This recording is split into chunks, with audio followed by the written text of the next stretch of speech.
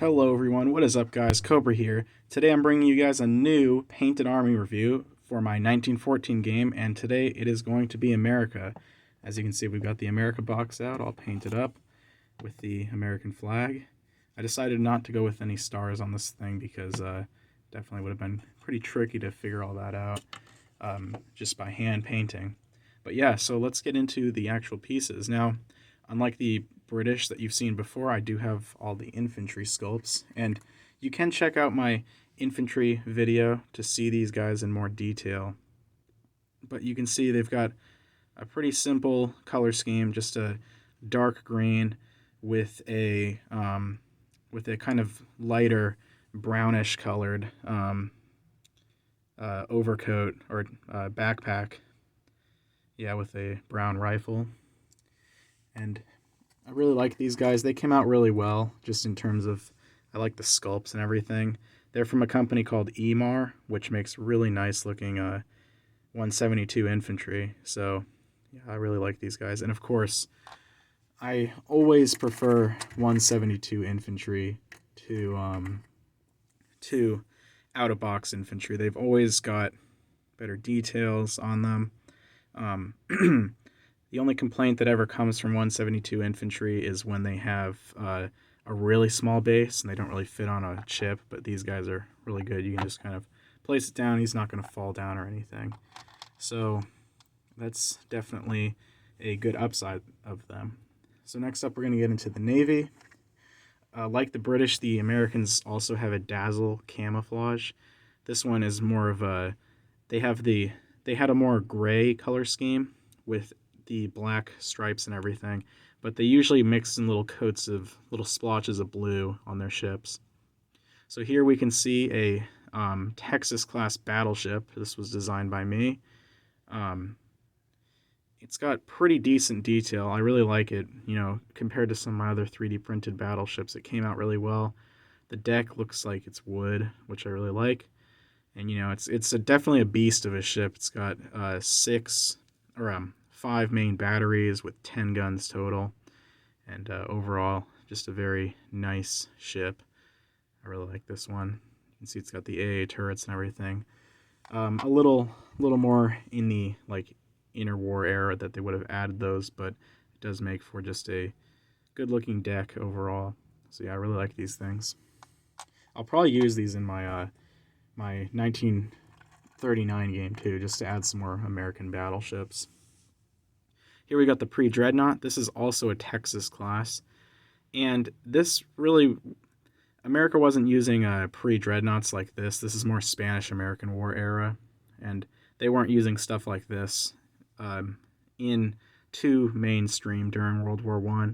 But I wanted to have it because, one, for the pre-dreadnoughts, I really wanted to choose some really strange-looking ships, and this definitely fills the need of that. You can see it's got a really strange turret arrangement there, with having a single turret on each side in like an offset configuration, along with having just a ton of hull-mounted sponsons. But yeah, I also liked this because of the fact that they're both the Texas class. So you can see here, over the course of about 10 to 20 years, the changes that went from this being the Texas class to one of these things being the new Texas class. So that's definitely pretty crazy to look at. Here's my cruiser sculpt. If you've seen the British episode, these will look pretty familiar. It's just the Allied cruiser that I'm using for all my Allied navies. Just kind of an older era cruiser. You can see it's kind of a strange configuration with the two forward guns. You can see the little American flag on the front. And yeah, overall a nice looking sculpt, and it does look like some American ships that were being used at the time. There are a couple of repeats in here because my allied nations do use a lot of the same pieces. So here we can see we've got the Ibris class monitor. America does start the game with about 2 of these, or monitors, so they definitely will see some combat if anyone tries to hit up the United States. Maybe some shore bombardment against the Mexicans will occur with them, and they're definitely good for guarding America's rivers if a invasion does come. Here we've just got the standard destroyer. Again, pretty much just the destroyer I've been using for all my nations.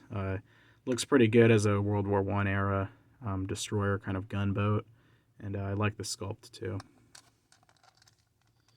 And for carriers, we've got the original 1980s era Axis and Allies carrier that's just being used as my American carrier.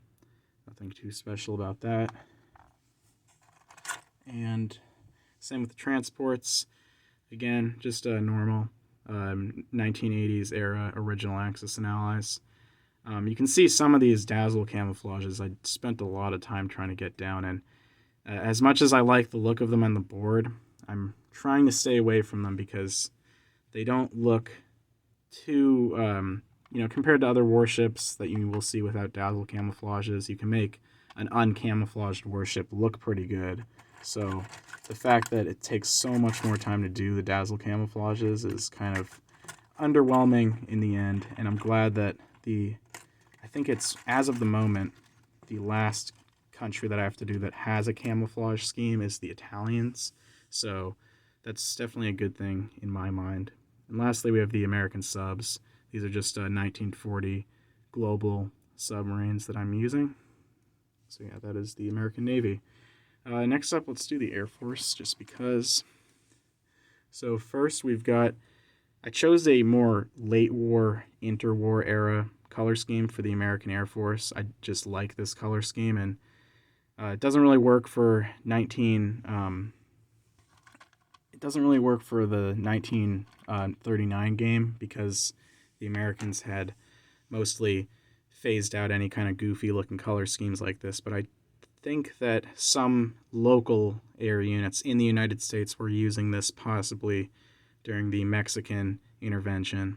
So you can see a pretty gaudy looking camouflage with the yellow wings and the blue fuselage with the old-fashioned American roundels, and so you can see that's just the red, white, and blue.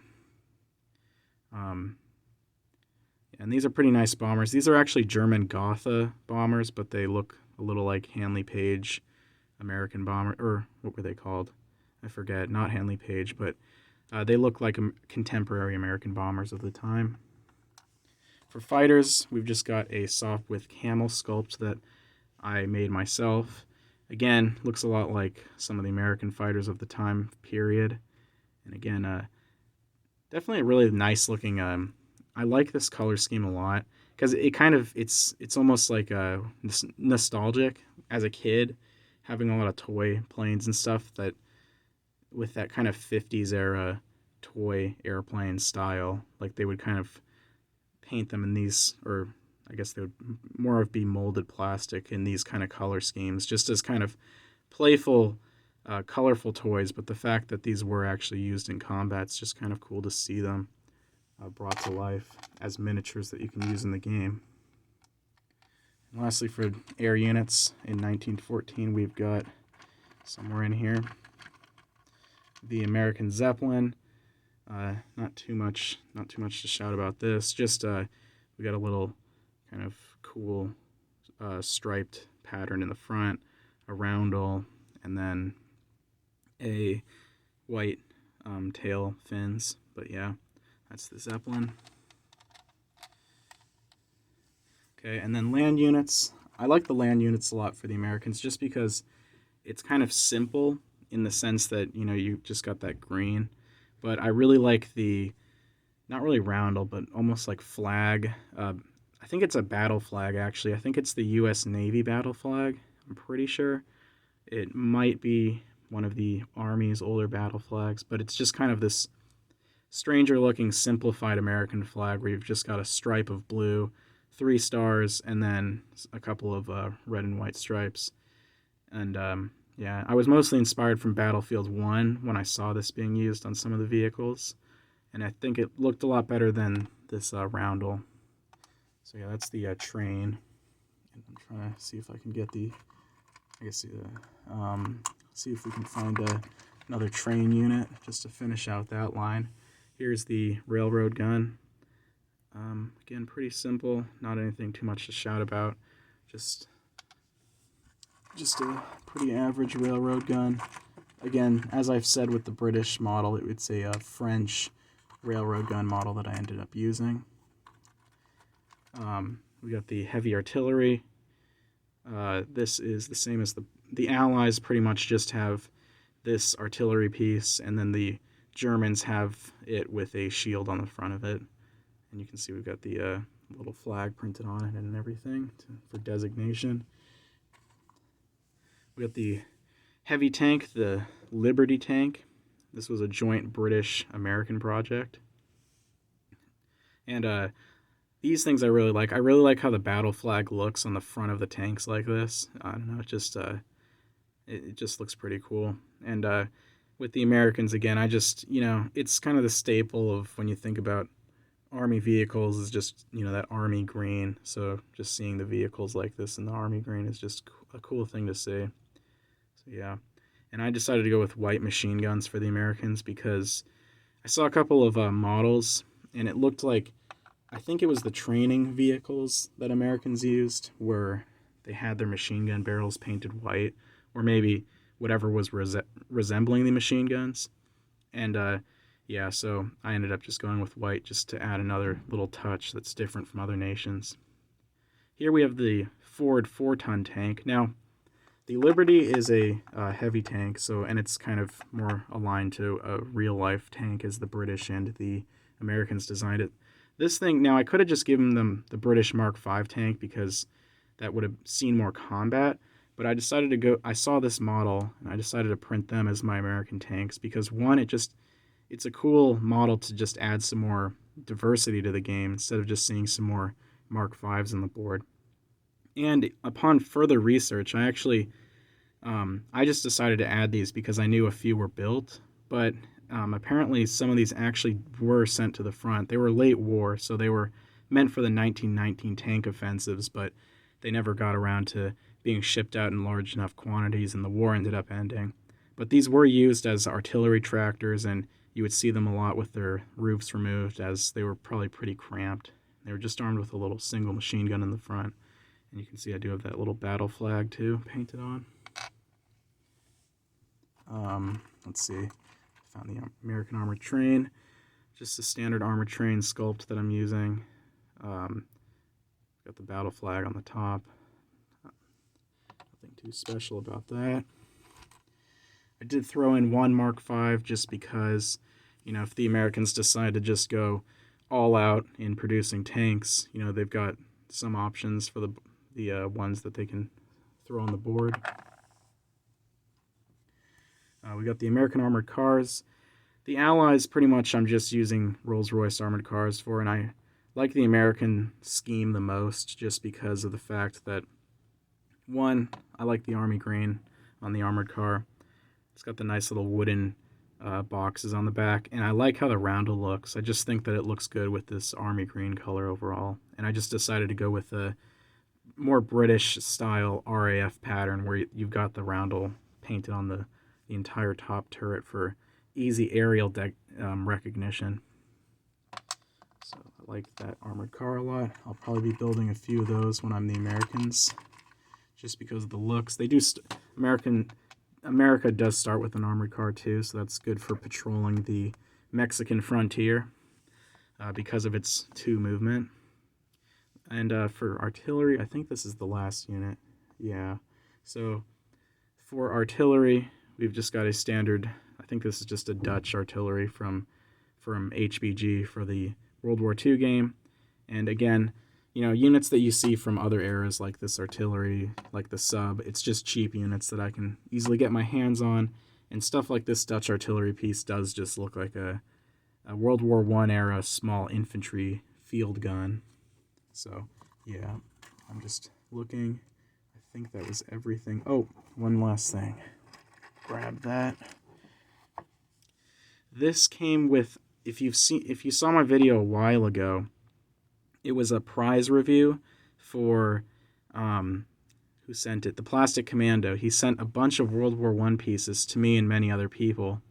And one of the pieces that he sent me was this really cool-looking American, very experimental tank, but it definitely looks Very nice. I'm trying to get it to focus. Yeah, you can see it's got this weird kind of tripod design with the wheels. Kind of reminiscent of the Tsar tank almost, but definitely looking a lot different.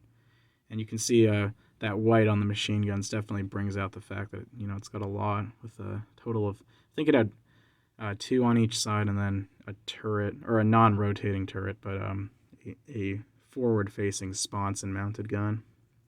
And I didn't want to go over his paint scheme. He painted it, he weathered it, so I just decided to add some gray wheels and the little designators on the side.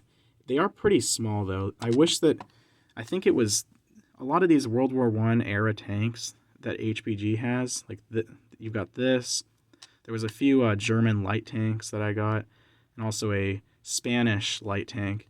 And especially like pieces like this, which were more of like a larger tank, something on par with something like the Mark V. I wish that they were printed a little bigger, and even the light tanks could be printed a little larger, like something like this. But yeah, overall, I like the sculpt too, so I definitely will be using this too when I'm playing, just to have it in the game, a little more playability. But yeah, overall, that was my review of my American Pieces, and I hope you all enjoyed. Cobra, out.